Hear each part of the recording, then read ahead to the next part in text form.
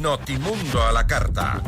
Información oportuna al instante mientras realiza sus actividades al mediodía.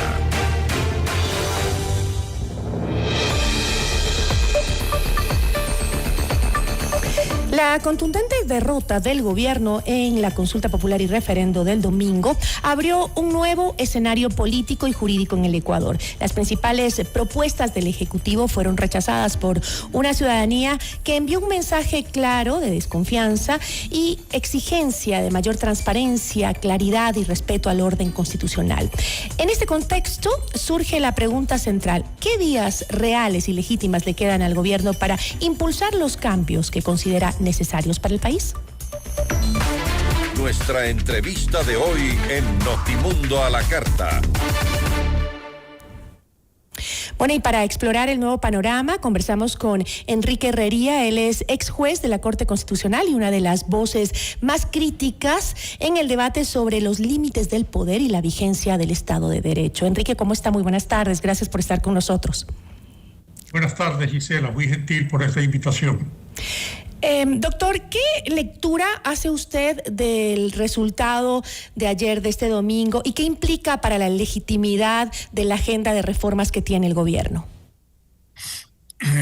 Brevísimamente, si usted me permite, claro que sí. hago recuerdo que al inicio, en la posesión del señor presidente de la República en el mes de mayo, yo ya fuera de la Corte Constitucional me permití sugerir de que él convoque de fuera de su gobierno a personas independientes, pero de respeto ciudadano, con credibilidad, con competencia, para que elaboren una hoja de ruta que explique al país la importancia de extinguir de la Constitución los monopolios sobre los sectores estratégicos, también que se quite la prohibición de arbitraje internacional y también la prohibición para que persista esta inflexibilidad en materia laboral que viene de 90 años. Nada de eso fue considerado. Creo que cuando se propuso la consulta se lo hizo en tiempos inoportunos y además no debidamente explicado. Pero ya eso de ahí es llover sobre mojado. Lo que me preocupa realmente es que acabo de escuchar hace pocos minutos a la vocera del gobierno y también leí algunos Twitter de altísimos funcionarios del gobierno en que dicen que no hay una derrota. Y eso de ahí demuestra una cosa muy grave. Demuestra inmadurez, demuestra insensibilidad frente al problema que está viviendo el país y demuestra también ya una reiterada arrogancia por parte del gobierno. Si nosotros conjugamos esas tres características, creemos que se van a seguir cometiendo errores. Lo deseable es, en este y en cualquier gobierno, que luego de un revés electoral, incluso en elecciones personales, pluripersonales, lo que hace relación a cambios de gobierno, el candidato que haya sido derrotado salga y dé una explicación que satisfaga las expectativas que tenía el país sobre él. Y en este caso, el señor presidente de la República, si no lo hizo anoche, ya debió haber salido hoy a dar una explicación diciendo que a pesar de este revés electoral, él continúa en su empeño de hacer un buen gobierno. Nada de eso está ocurriendo, sino que por el contrario, el señor presidente de la República no aparece y los voceros, con estas declaraciones que lucen hasta altisonantes, nos hacen que los ecuatorianos nos preocupemos. Bueno, el presidente lo hizo a través de redes sociales, ¿no? Ahí está justamente el tuit que puso el presidente. Dijo: estos son los resultados, consultamos a los ecuatorianos y ellos han hablado. Cumplimos con lo prometido, preguntarles directamente. Nosotros respetamos la voluntad del pueblo ecuatoriano, nuestro compromiso no cambia, se fortalece, seguimos luchando sin descanso por el país que ustedes merecen con las herramientas que tenemos. Eso fue lo que puso el presidente justamente respecto a la derrota. Sin embargo, ¿usted considera que él debió salir públicamente de manera presencial a hablar con la gente, sobre todo con aquellos de partidarios que estaban esperándolo, ¿no? Mira, el país exige, y eso es la democracia, no únicamente unas líneas que son de lo más lacónicas, sino explicaciones suficientes. Creo que es el momento en que el señor presidente de la República y los principales funcionarios del gobierno salgan a hacer entrevistas, pero entrevistas que sean incluso o de manera particular con medios y periodistas críticos para responder porque los periodistas críticos, los medios críticos, de alguna manera representan un segmento importante de la población que tiene inquietudes. El pueblo ecuatoriano en general, yo creo que incluso quienes han sido opositores abiertos a este gobierno, quieren que este gobierno tenga éxito, porque el éxito de este y de cualquier gobierno es el éxito del país. Así es. Por lo tanto, es importante escuchar a quienes tienen opiniones contrarias a la línea de gobierno, porque eso va a permitir rectificar, pero no solamente rectificar, sino que eso va a permitir que amplios sectores de opinión se sientan integrados a la conducción del Estado. Y ahora, eso está ocurriendo lamentablemente. Ahora, claro, que sería bueno que acepte las invitaciones de todos los medios, porque a veces solo a unos específicos y no, me refiero a todos los miembros del gobierno, ¿no? Es necesario, como usted dice, el hablar con la gente, el explicar, y tal vez esa fue una de las fallas también por la contundencia del triunfo del no. Ahora, usted ha advertido que el Ejecutivo intenta recurrir al pueblo para sortear a la Corte Constitucional. Ahora, tras el no mayoritario, ¿cómo evalúa este rol que debe jugar ahora la Corte como garante de los límites constitucionales, justamente? La propuesta primera que yo hice hace muchos meses es de que se forme esta comisión. Le decían algunas personas notables, desestimando a la gente con credibilidad, para que esta comisión de notables elabore una hoja de ruta, y esa hoja de ruta se la coordine, se la converse con los magistrados de la Corte Constitucional, para que ellos, en una demostración de sensibilidad frente al país, digan, bueno, es posible que estas líneas sean cambiadas en los precedentes jurisprudenciales de la Corte y avancemos hacia una idea constituyente de la cual se extirpen de nuestra Carta Suprema estas cosas tan nocivas. Ya a estas alturas eso no es posible. ¿Y cuál es la vía que queda? Y se equivocan los tiempos. En este momento no queda otra cosa que el gobierno tiene necesariamente que hacer un remozamiento de su fila. Tiene que poner personas que tengan frente al país credibilidad, que demuestren incluso la posibilidad de discutir las ideas al interior del propio gobierno y que se muestren abiertos a conversar con la ciudadanía. Conversar no solamente con los medios de comunicación, sino abrir un canal de comunicación con la Corte Constitucional, es decir, legítimos interlocutores, quiero decir, para que la Corte Constitucional también, dejando a un lado la arrogancia que ha caracterizado a algunos de los magistrados de la Corte Constitucional, diga sí, estamos dispuestos porque así lo otorga el artículo 226 de la Constitución de la República, que entre las distintas autoridades tenemos el deber, así lo dice, el deber de coordinar para beneficio del Ecuador, y por lo tanto se posibilite esta vía de intercambios mutuos en la intención de que el presidente de la República pueda encontrar alguna suerte de salida a estas nocivas instituciones que tiene la Corte. ¿Usted considera que hoy por hoy el presidente tiene esos voceros para encaminarse en esa ruta? No, no los tiene. No encuentro ningún funcionario ni dentro del gobierno ni cercano al gobierno que tenga esa especial predisposición y también competencia para emprender esta hoja de ruta. Pero en el país hay muchísimos constitucionalistas, juristas, economistas, antropólogos de alto nivel que sean independientes del gobierno, que no vayan a recibir órdenes del gobierno, sino que sean la posibilidad de conectar a la Corte Constitucional con las aspiraciones del gobierno, que son de un importante sector de ciudadanos que creemos que la única forma de lograr desarrollo social es a través de recursos que provengan del exterior para que posibiliten no solamente fuentes de trabajo, sino tecnología nueva en el Ecuador. Pero en ese intento, ¿cree usted que el gobierno podría presentar nuevamente reformas similares? Y si fuera así, ¿qué ajustes de forma o de contenido serían indispensables para que prosperen? No creo que ya existe esa posibilidad.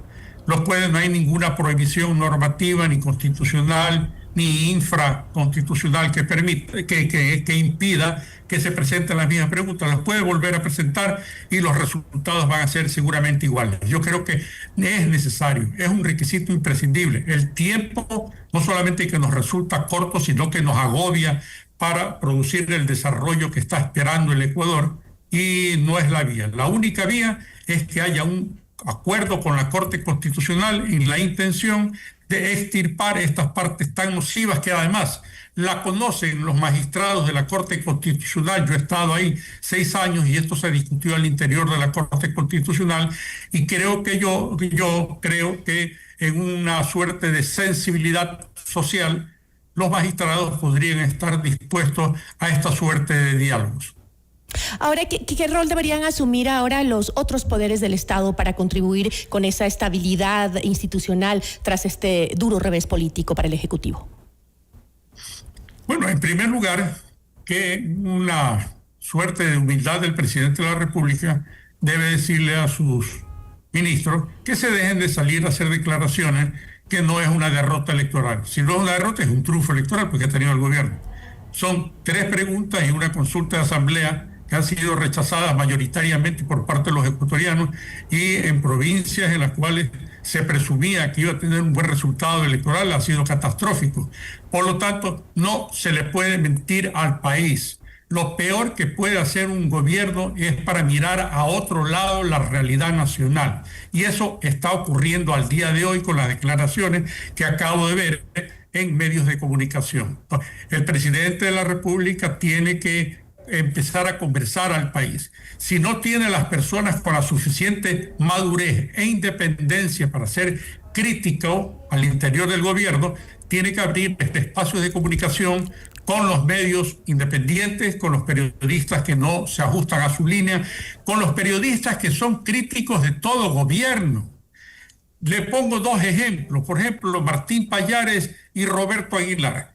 No hay, usted es una aguda y antigua periodista, Gisela, y sabe que ambos, igual que usted y muchísimos otros periodistas, critican a todos los gobiernos, porque esa es la obligación del periodista independiente: observar, poner el dedo en la llaga donde no hay la posibilidad de escuchar. Le pongo solamente un recuerdo, usted es demasiado joven para haberlo vivido, pero Galo Plaza Lazo, él hacía que se ayude a una revista que no era crítica de su gobierno, que lo injuriaba, por supuesto, injustificadamente, porque ese fue un gran presidente y un gran señor, un patriota en toda la línea, pero él decía que los ayudaba para que sigan publicando esas groserías porque le hacían conocer cosas que sus ministros no le contaban. Enrique, ¿usted cree que eso es posible hoy por hoy cuando tenemos un país tan polarizado? Cuando uno hace una crítica a la oposición es que ya te compró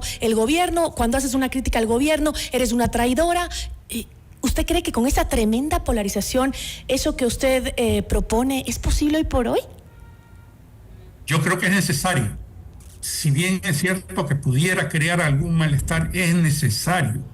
El presidente de la República, por obvios motivos y además perfectamente comprensibles, él está rodeado de un cuerpo de seguridad de 30, 40 o 50 personas que le impide estar escuchando lo que piensa el ciudadano común y corriente. Y esa vocería de los ciudadanos comunes y corrientes es lo que se lo pueden hacer llegar los periodistas críticos en un ambiente distendido de conversación en las cuales el presidente no se moleste cuando los periodistas le hagan preguntas incómodas. Pero esa es la obligación de la prensa, esa es la obligación que ha permitido al Ecuador sobrevivir en democracia. Esa fue la prensa ecuatoriana que impidió que un expresidente de la República llegue a convertir el Ecuador en un estado totalitario como otras naciones de América hispana. Es decir, Enrique, el resultado del referéndum también abre una oportunidad para que el gobierno retome el diálogo, la negociación política y las reformas graduales también. Perfectamente. Usted me ha cogido la idea fundamental, medular, que no la pude expresar mejor que usted.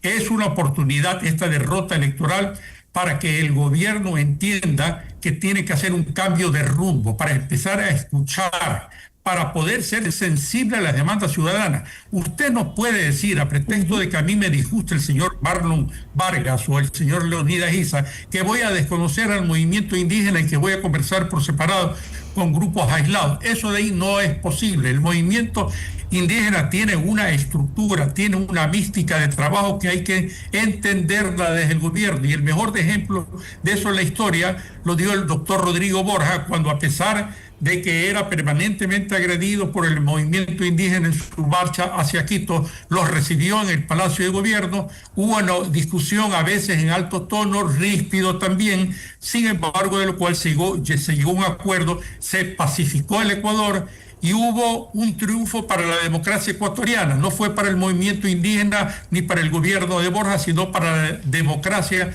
y para la paz de los ciudadanos. Y hay que ver como usted dice, este momento como una oportunidad para el diálogo, para comenzar de nuevo y también para que esos partidos que creen que fue su triunfo, como el correísmo, que lo vi bailando anoche, también se unan a decir es momento de trabajar, no de triunfar, de bailar como que fuera el triunfo de ellos, que tampoco fue de ellos.